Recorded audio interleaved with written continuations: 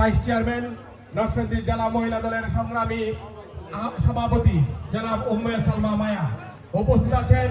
নরসিংদী সরকারি কলেজ ছাত্র দলের প্রথম নির্বাচিত ভিপি নরসিংদী জেলা ছাত্র দলের সাবেক সভাপতি জনাব এম এ জলিল উপস্থিত আছেন। নরসিংদী সরকারি কলেজ ছাত্র সংসদের সাবেক নির্বাচিত জিএস জাতীয়তাবাদী ছাত্র দলের সোনালী ফসল ছাত্র দল নরসিংদী জেলা শাখার সাবেক সভাপতি এক এম গোলাম কবির কামাল উপস্থিত আছেন। জাতীয়তাবাদী ছাত্র দল নরসিংদী জেলা শাখার সংগ্রামী সাবেক সভাপতি জনাব ফারুকুদ্দিন ভুইয়া নরসিংদী সরকারি কলেজ ছাত্র সংসদের নির্বাচিত সাবেক জিএস নরসিংদী জেলা যুব দলের সংগ্রামী সভাপতি মহসিন হোসেন বিদ্যুৎ উপস্থিত আছেন।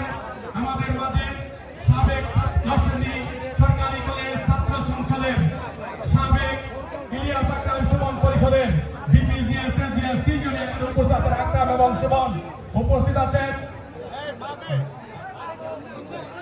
নরসিংদী জেলা ছাত্র দলের সাবেক